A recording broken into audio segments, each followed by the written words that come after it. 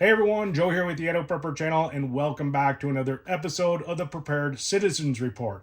It's good to be back with you guys here today. So, I know it's been a while since I've done one of these episodes, and like I've always said, if I don't see a story that's of major concern, I'm not going to report on it. I'm not going to just take a story and fluff it up for the sake of doing a video and getting your attention. But there is one topic that I've had my eyes on for a while that I think is starting to increase in terms of its threat level. And that is the rising cost of beef prices in America, and also the instability of the power grid, and how those two things colliding together are really making for like the perfect storm of something that we should all be prepared for. So as always, I got an article here that I put together, just basic summary. So I'm going to go through the article here, tell you about these things that are happening, and then we're going to go into a short list of things that we can do to get proactive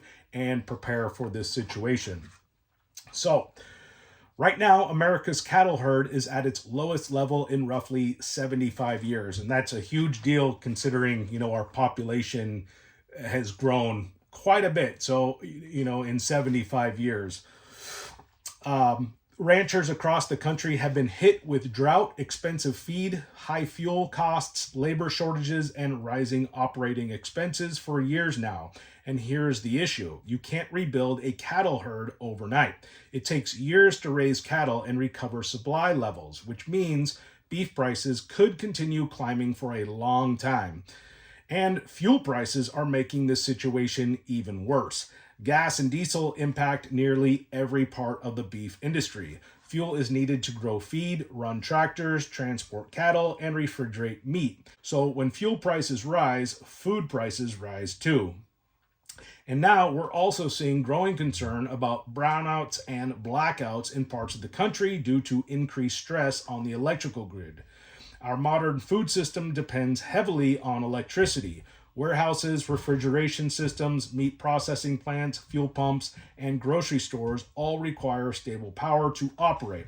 If power disruptions begin happening during periods of already tight food supplies and inflation, prices could spike even further and shortages could happen faster.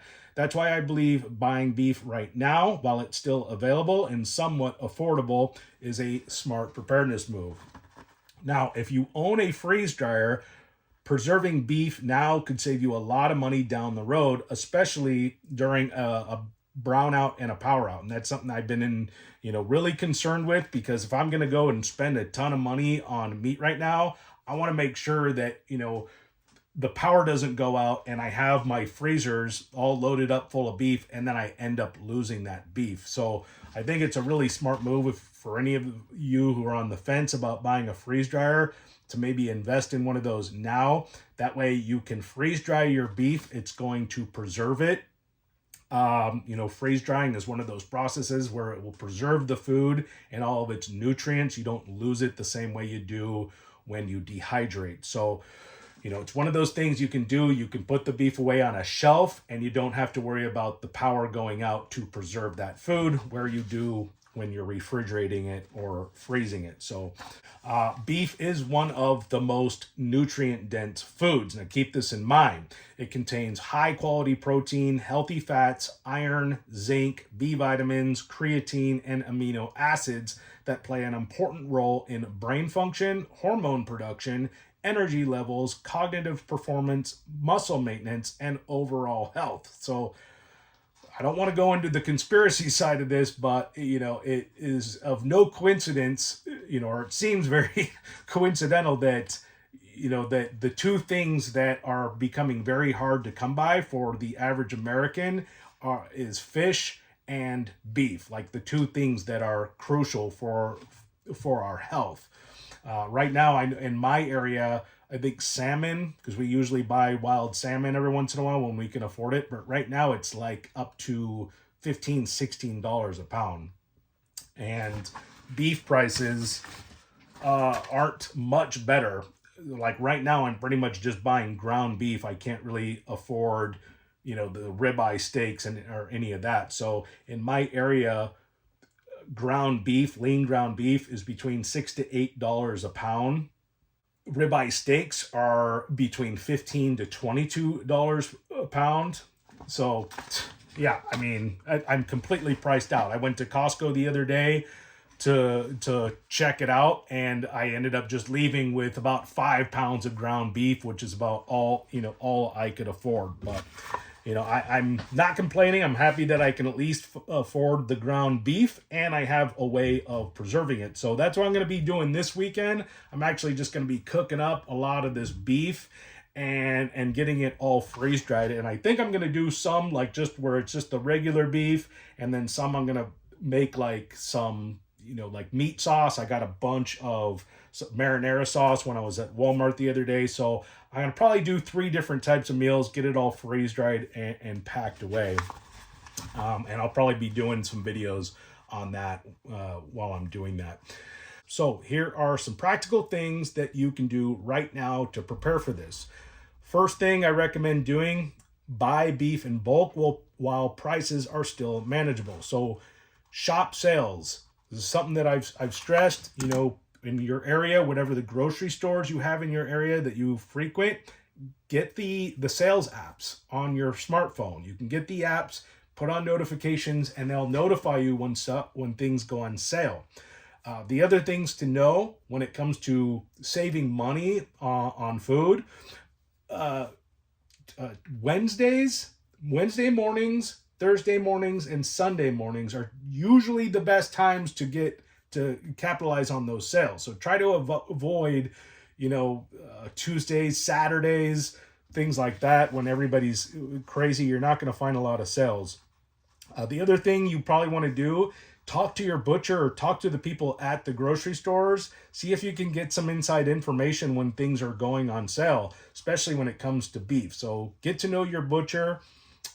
If you know anybody locally in your area that's got beef. I actually have a neighbor that just bought 4 cows, and because he's anticipating beef prices just skyrocketing, so he doesn't have a ton of land. He has about just enough land for the 4 cows.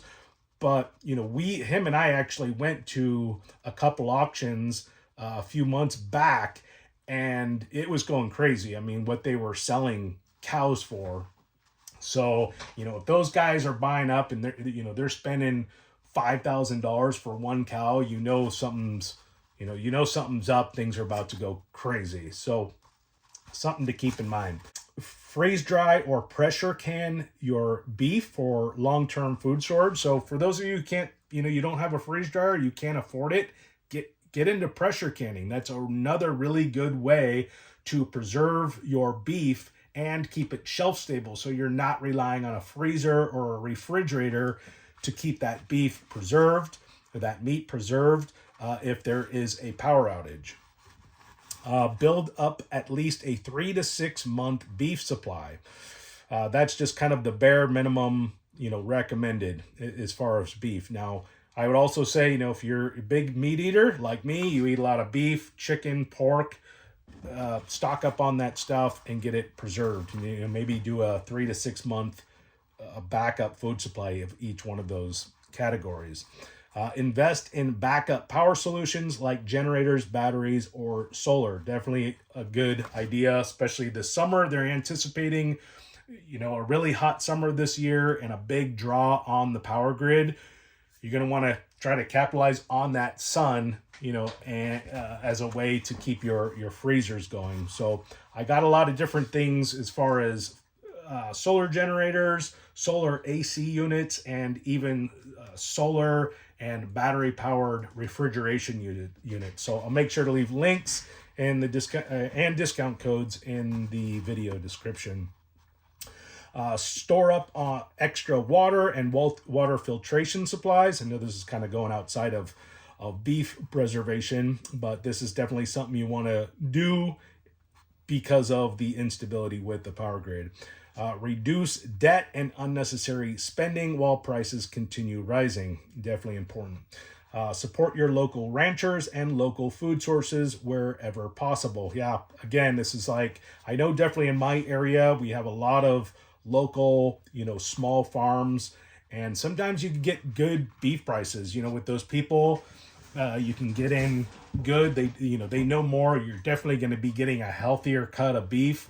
So if you guys want to stock up on beef and you want to make sure it's healthy, the best way to do that is to get connected with a local butcher, because chances are you're buying grass-fed beef from one of them. They're going to be able to tell you what grass those cows were eating, because it makes a huge difference in terms of the quality of the grass-fed beef. And then last, learn food preservation skills before you actually need them. So canning, dehydrating, food, freeze drying, that kind of thing. So that's going to do it for me today, you guys. I hope you enjoyed this short report. If you have any questions for me, go ahead and leave them in the comment section. And if you're interested in any of the topics that we talked about today, I'll make sure to leave links in the description of the video along with discount codes. And yeah, I promise to get more videos out soon. For those of you guys who follow my channel, you know I was actually in California for about 2 weeks, and then I needed like at least a week once we got back to kind of recalibrate. And I had a bunch of stuff going on here with my jobs, from my day-to-day job and things like that I had to get squared away. So I apologize for this massive delay in getting a video out. Hopefully, from here on out, I'll be able to get videos out more consistently. But if you haven't done so already, please make sure to hit that thumbs up button and subscribe to my channel. And if you want to see more videos like this in the future, go ahead and hit that notification bell. So with that said, until the next time, stay prepared.